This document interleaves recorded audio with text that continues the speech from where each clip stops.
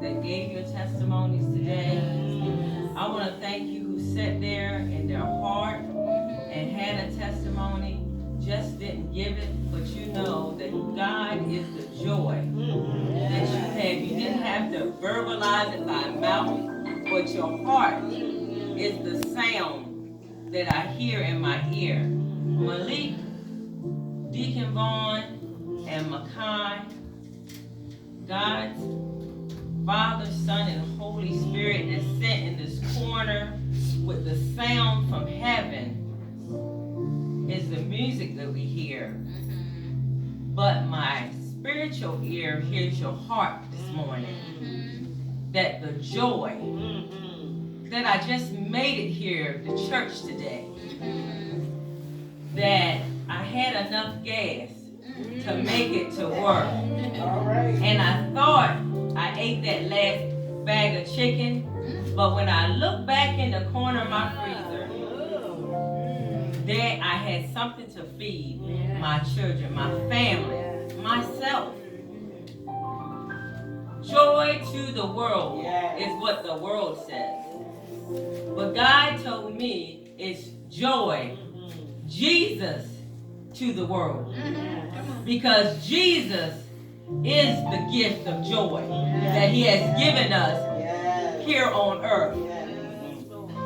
So Father God, I come before you humble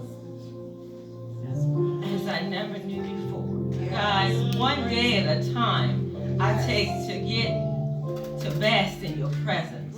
Just thanking you for breath in my body, the activity of my limbs, and a clear, sound mind.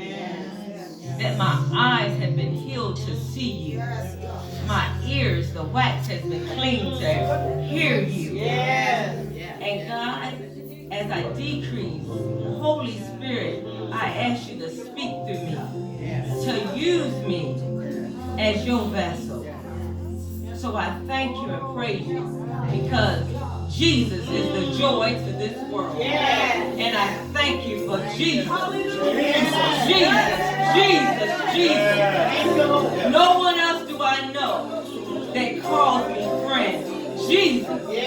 So I thank you on this day. In Jesus' wonderful name. You may be seated. I wasn't going to start with my testimony. I actually was going to end with my testimony. But Dr. Washington went on to say, God said, I hear 2 testimonies. That was just the beginning of the popcorn. You know how you put it in the oil and you go pop. Then it go pop. And Dr. Terry, what happens after that? 1 pop and 2 pop. Keep popping. This is 2019. In December of 2018, the Lord told me that Deanna was sick and she was coming home. And I said, okay.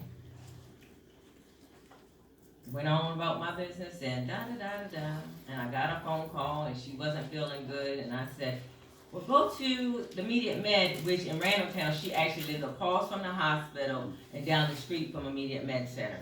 And she said, well, Mom, if I go to the hospital, I don't have to pay them right now for my insurance. How do we know that, you know, especially those, and I can only speak for me with the state of Maryland insurance and county insurances, that our co-payment are not as high. But in private industries, you might have insurance, but the co-payment is so high, you can even barely go to do so. I said, well, go to the hospital, you ain't got to pay it now. She said, Mom, I'll go there and be all day. So she ended up going to the Immediate Med Center, and they said she had sprained her back or pulled something in her back, and she would be home for a couple of days. And then Aunt Sharon said, I looked online, unbeknownst to me, and they're hiring, they're taking walk-in interviews for ECI corrections. She said, but I'm sick. She said, go over there. Just go over there and take the test. She took the test. Actually, she got better qualified. She was getting ready to come home in January. And she said, I said, Deanna, you can stay until December 31st. You got bills. You can make it. And she said to me, if I stay, Mom, you might be burying me. I'm going to die. I said, wow. So I talked to a friend. They said, let her come home. It will be okay. She will pay her bills. You will get her bills paid. It is okay. So we went, packed up her stuff. We came and got her stuff. On the other hand, Corey said, she ain't sick. You just want her to come home with you. I said, I do not. She was like, you just want her to come home with you. You miss your baby. I said, Corey, this is what the Lord said. Unbeknownst, none of us knew that she was pregnant with my grandson, Taj. We did not know this at that time. So she came home and the doctor called, and here we go back to Aunt Sharon and my mom. They diagnosed as people before that. You know, you got your own family members that are doctors. They had already diagnosed her and told her that she had something. She said, 'cause Aunt Sharon said, this is what we have. I said, okay. So I go and we go and finish up everything. She said, well, Mom, right up here with me. Corey's in school. And I said, okay. We go up there to get all the paperwork taken care of and make sure that she's going to get her last check from her job, tell everybody bye. And the nurse calls. So we ride. She said, and Miss Henson, I just want to let you know, congratulations. She said, huh? She said, yes, it's positive. She said, excuse me, I'm positive for what? So, and to go back a few years earlier, myself and Apostle was with Minister Andrea at her church. And a lady came from Dover or somewhere up there. And Linda, Dagsboro. We were there. All three of us was there. And she said somebody is praying that their family member has a baby, and their womb has been blocked. They can't have any children.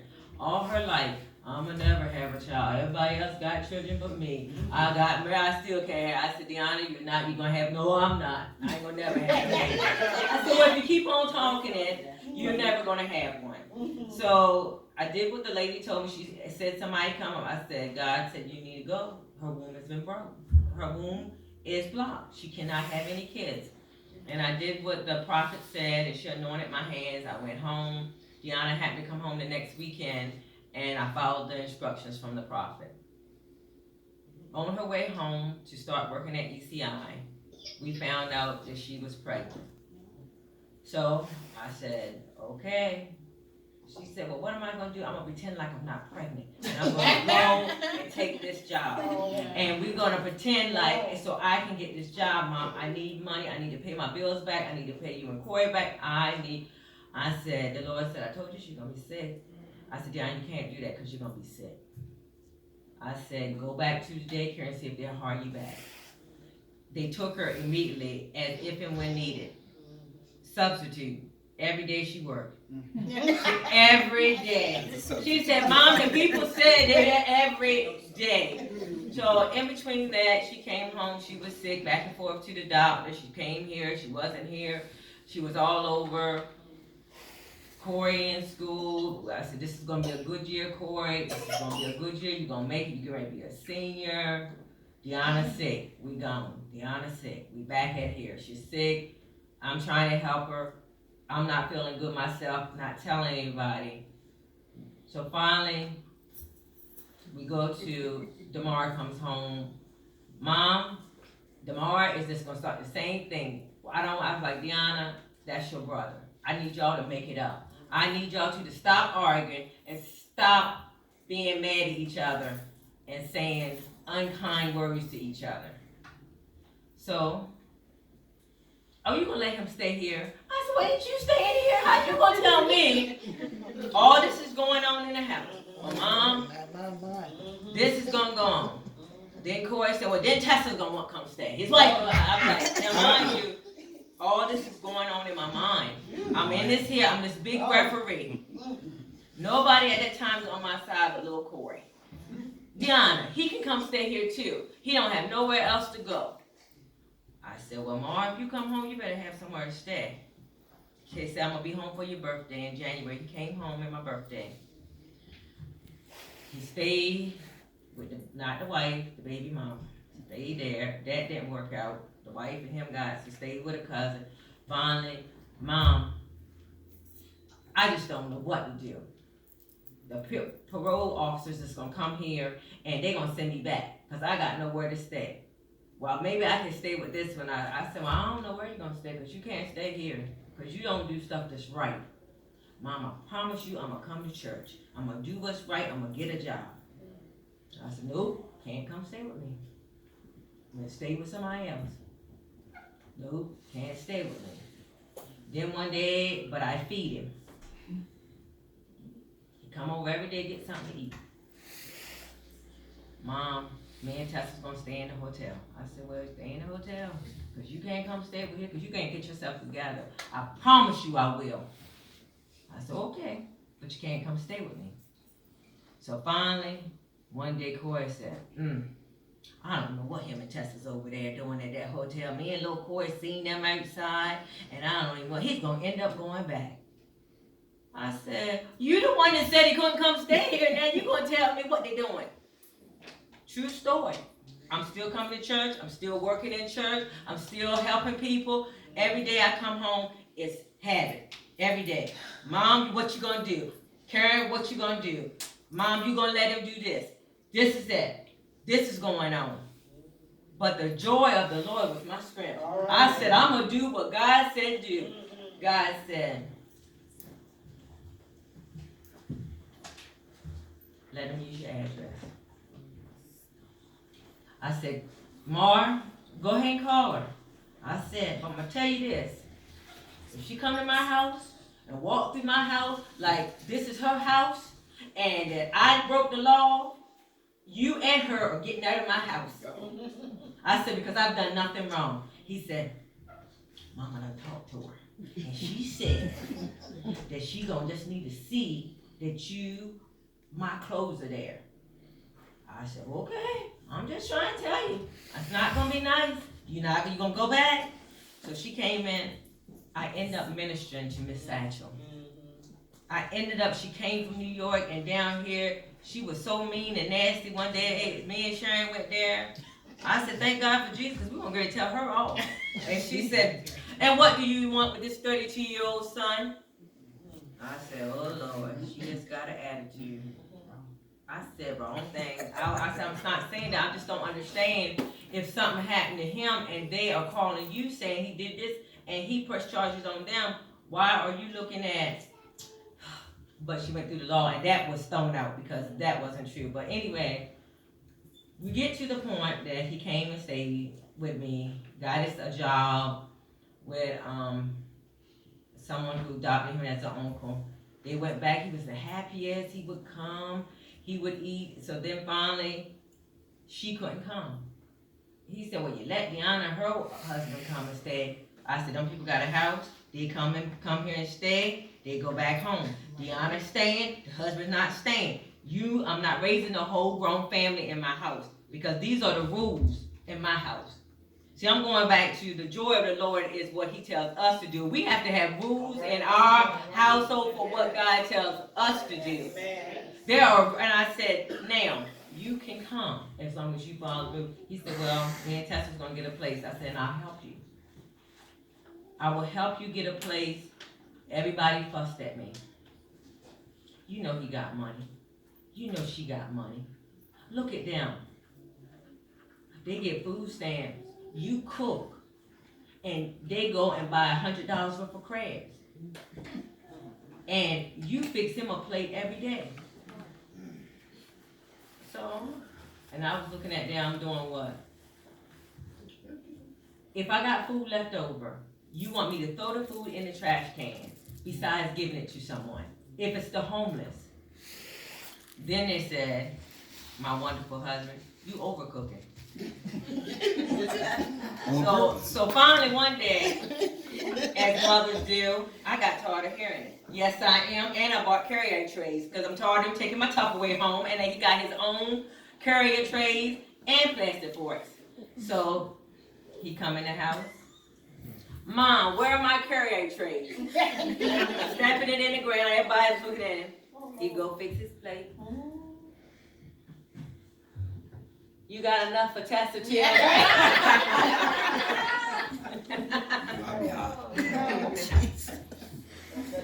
But as of, you never know when God is going to use you as a light. I had enough for Tessa too.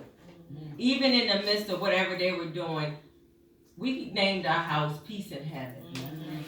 When you come over there, we're going to have some peace. We're not going to have no arguing. Meanwhile, Deanna's back and forth, and Sister Deidre was there faithfully with us. Every day we go back 2 and 3 times a week. They still didn't give her nothing. They still wouldn't take her off bed, they wouldn't put her on bed rest. We walk back and forth. We go back. She was sick. We cannot take you off. You cannot not lift where you can lift over this. So I'm taking care of her at home. I get a toothache, as you know. I get infected. I go shipped to the hospital. I'm getting ready to have a heart attack. They were preparing my family to have a heart. I was having a heart attack. But God stepped in, the prayers of the righteous. I came home on Friday. On Friday, I took Deanna back to the hospital. I never got a chance to heal. They said rest. They said do this. I never. 2 weeks ago, we were supposed to that Sunday have something for her here. We had to cancel, put on bed rest.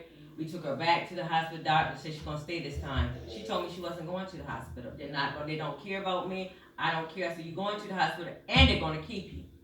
She stayed there for 4 days. Emergency C-section. She had him. She came home 3 days later. Me and Corey raised an infant child. I never healed. We still came to church. We still did what we had to do. We still did our obligations. The infant baby did not go in the room with her.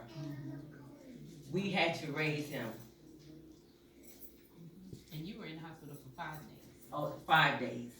They said go home, get rest, do this, do that. Never, ever. From that time, Jamar started classes. He went back, he went and put himself in a rehab. He left. I took him to that rehab. He walked out. His wife and him, I guess, playing that. I can't blame it on her because they did it. Both of them. Next day, he said, Mom, Miss Satcher said she's gonna send me back. Can you call her? Did I cannot call her? I did what God told me to do. You didn't do what you were supposed to do. Well, Mom, I found another rehab. Can you take me? Nope. If you mean it, you do what you said. My son walked out of rehab, completed it, clean on that Friday. Mind clean and cleared from the world. Because, see, Jesus is the world. He is our joy. It was cleaned. He came over to the house. Well, that Monday, he had some things and money due for the parole officers, all these. I just never know. And that's why me and Minister Elder Corey is going to go into helping people that get released from prison. Transit care. Because you never know how much you have to do and you have to pay and you don't have a dime. Every time you go to get a urinalysis, you have to pay for it. Every time you go to a drug rehab class, you have to pay for those. Yes. And everybody says, well, how can you go back? Well, you go back selling drugs because you got no money, you got nobody hiring you, no job. Now, in April, they said they're changing the food stamps. One of the food stamp laws are now, am I right, Linda, help me, because I ain't been in there in a while. If you come out and you have your release papers, you get 6 months of food stamps. It's not because you've been released, the certification is 6 months. Okay. So anybody, the certification. As long as you don't have a job. Well, he got that. That's a different, that's changing. Well, when he got that, he took his release papers up there and he got food stamps. Anybody can, if you're eligible. Okay. Yeah. So but in April, you're not supposed to, that's not gonna happen. Well, in April, it's called able-bodied adults without dependent children. That's reported bringing it back. So anyone between the ages of 18 and 50 who's not disabled, who's not in a home, if they still do it the same way with minor children in your household, then you would only be eligible for 3 months with them. I'm not sure, before it was 3 years. So in 3 years, you're only eligible for 3 months? if you don't work, now if you go back to work. But if you just got out of jail, you're not you working. get 3 months. But after you get that 3 months, It's over. it's over. So you just got out of jail, and you can have your right mind, and you're gonna do right, and you go see your parole officer. You gotta pay to see them. You gotta pay to go see take your urinalysis to make sure you're clean. You have to go if it's for drugs and alcohol. If you have parenting, if you have children that take you do parenting class, now you have to pay for all this. And then I go to apply for job after job after job, and they turn me down because I have a record. So I don't have any money. I don't have a job, and nobody will hire me. And my family member says, I'm sick of you and you can't come stay here. So what do? You can't get food stamps. And now we can't, well, we can give them 6 months, Jim, but let's go ahead. We're going to talk about the 6 months, and after a while, we can get them up for 3 months in 3 years. And that's one of the reasons why Elder Corey, thank God for his spiritual mother who stayed on his back about staying in college and doing a master's, because the master's, it will take him to open a home that we're looking at, that we're going to name after our son, Damar's house, that when you get out, incarceration, job training, clothing, if you need ID, parenting classes, a whole bunch of things that God is dealing that we're working on now. But we're gonna go, because if you don't have that, when I say he got out with a clear mind and a made up heart and mind to follow Jesus, this time I seen the difference. This time there was an opening. So Aunt Sharon again, I got a job for you. What, second mom? I got a job for you. Or this time, are you gonna do what you said? Yes, and we seen it. Went to Goodwill, got him an interview with Bishop Anthony Dickerson, which I did get a chance to see him and thank him. He said that he was the reason men like Damar that got out that was grateful and sincere, and they could see his heart that wanted to change and do something different. Hired him the same day he died.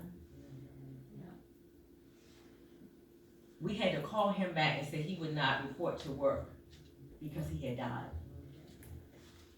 He said, but he was willing. I told him about a bank account and savings. He was happy. He said, I can make my mama proud. I can do something this time. Deanna told y'all that she passed out that day because she was sick. She fell, but Damar was there that day. 2 times that morning getting ready for his interview. He had never held Tide. We had to throw Tide in his arm and run because she was passed out in the bathroom floor. And I said when I was running, I said, Damar, I need to take a picture of you and your nephew. He said, Corey, get him. I got to run home. You know, Mama's got diabetes, Aunt Sharon got diabetes, I got diabetes, her sugar might be low. I said, you don't know what's going on. I'm going to get my machine. I know how to use it, Mom. I'm going to check her because she might have sugar. I said, she passed that. I said, but he was so concerned about this situation. And I told y'all in the beginning when they came home, I told them they needed to make up. One of the things that they used to say, and she probably don't like me saying it, but I got to stump Satan in his head. She used to say, and he used to say, I wish you died. I wish you died more. And I would say, words have consequences. So when they came home this time, well, he said he hated me first. Now, these is grown people. I ain't talking no boy. They were called, well, he said it first.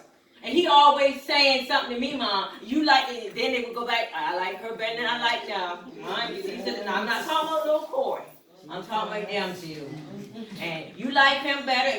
And he's always your baby. And Mark can do anything. And y'all take after him. You like her because she's a girl. So I told them and I sat them down. I said, I need y'all to get it together. Because you will never know when the day will come and y'all won't see each other. See, the joy of the world is Jesus. I didn't know what was going to happen. But God told me, make it right. Become a family again. Take your eyes off what he used to do and put your eyes back on what he's doing now. And when he wasn't doing right, Corey stopped him in the yard and said, you can't come up here as long as I think you're doing X, Y, and Z. Pop, I promise you, I'm not doing that. I'm working with Andrew. I'm doing this. Okay, then you can come before you walk in our house. They got it right. They apologized, they hugged, they kissed, and then Deanna's not a hugger and kisser. Mara hugged and kissed her. And she said, okay, Mar. But Mara's like me. He's a hugger and kisser. I would be sick. He would get in the bed with me, and Corey would say, you a 34-year-old man, 33 in the bed with your mom. He said, that's my mom. I can lay in the bed with her. And Deanna would say, see, Mom, I be his friend. And then every day he got to call. Hey, Deanna, what you doing? Hey, Deanna. Why is he calling me every day? But never did we know that day would be the last day. I didn't get to take the picture, but he did get to hold him. He didn't get that job, but he was hired. Yes. He had a clean mind to accept Christ. When she called me to come over to the house, right to this day, I don't even know how I got the steps because the police were stopping people. He lived on the second floor. And myself, the wife, and the police was in the bedroom. And as I went up, he was laying on the floor. And they were working on him. And I said, well, what the hell was going on here? Y'all said y'all was coming over to get crabs and we was going to celebrate the job. She begins to tell me the story and whatever. And then they kept us in the room. And they kept us in the room. And they kept on asking questions. So I seen Corey and Sharon out the window. And then on the corner, as a quiet storm, I seen Al. Deacon Al is one of those Sharon holding that they done quiet storm. Yes. You don't see them, but they're in the wind. They're working something out. And he's over there praying, stepping back. I said, do not call Mom until I find out what's going on. I don't want nothing to happen to my mom because Satan will try to take her out and give her a heart attack. I said, I don't know what's going on. I'm up there texting them. Y'all better pray. They got a faint pulse. What's going on now? Nothing. Faint pulse. Wait a minute, I think he moved. Faint pulse. The Holy Spirit visited me. That's Jesus. Jesus is the joy of this world. Jesus.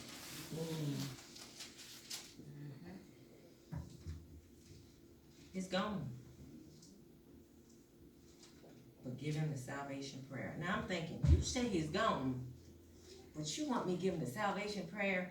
And the police told me I cannot come over there. They won't even let me see him, nor they put a sheet up, but I saw him anyway. So finally I said, excuse me, I can't be in this room no more. He said, but they're not. I said, no, I need to go downstairs. I cannot be in this room no more. It's already gone. And the police asked me, okay, can we let her go? They said, yeah, but she can't touch him. Leave him alone. God said in the right ear, give him the salvation prayer. Now we're old school. We were taught, if you're going somewhere good, you put your good underwear in your socks, and you know, it was a job interview. And what that mean? You know you happy. You going to a party, you come in church, you got your underwear over here, that's your everyday work underwear. And what you got over here? You only wear this stuff at your good time. So, those who know him, they know DeMar was a clown. So he had called and said he was getting crabs for us to celebrate. And his wife told me he had took his clothes that he had interviewed in, and he had on brand new boxers and brand new pearly white socks. But he was in the kitchen dancing. I got a job. And then he said, I got a bank account. I'm gonna get a bank account with a debit card, and I'm gonna swipe. I could see him swipe, just swipe, and he was dancing, and that's where he fell. So when I was walking by from the sheet, what was showing? The bright white stars. And I grabbed his foot and I gave him the serenity prayer. But when I got downstairs, Sharon said, I seen him. I said, what? She said, he's gone. I seen him. He took up. He ascended into heaven. He said, a white, what you call it? It was like a ghost. Like a ghost. He said, whoosh. After she said that, it was me, her, and Corey standing there.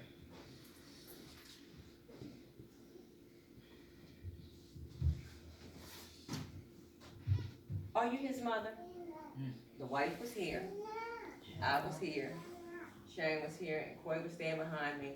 And exactly where Al is standing now is where he was praying. The handbook says we only supposed to work 20 minutes, but we did over 40 minutes. And I just want to let you know that we did all we can do. We knew your son.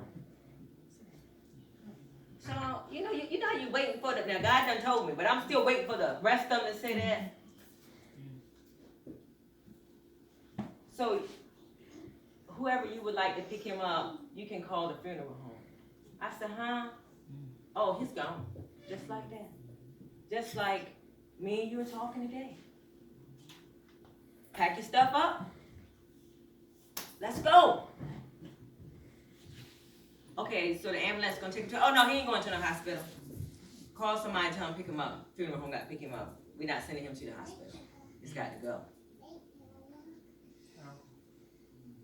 So we say in our mind, the joy of the Lord is our strength.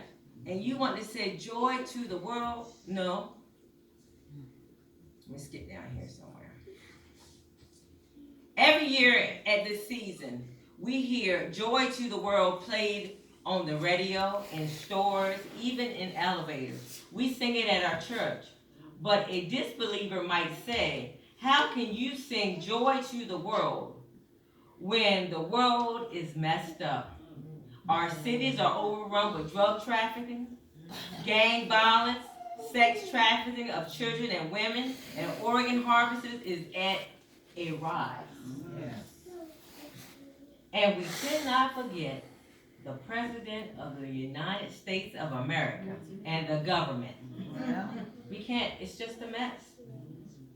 And then we sing Joy to the World. No, we are singing Jesus is the joy to this world. It's Jesus. The coming of Jesus Christ, our Savior, King and Judge, is a cause of great joy for all in the earth. Sinners too. Murderers, liars, backstabbers, cheaters. Jesus is the joy, the great joy for all on the earth. And the Jesus victory on the cross by his resurrection from the dead, we can rightly apply it to salvation from sin and judgment that he accomplished for us. Yes. Mm-hmm. See, Jesus was born in Bethlehem in fulfillment of the prophecy. This is found in Micah 5 and 12. I got to give you a little bit of scripture with my testimony. When the angel proclaimed, and Dr. Washington is going to read my focus verse, Luke 2, 10, and 11, the Amplified Version. Amen. But the angel said to them, do not be afraid, for behold, I bring you good news of a great joy which will come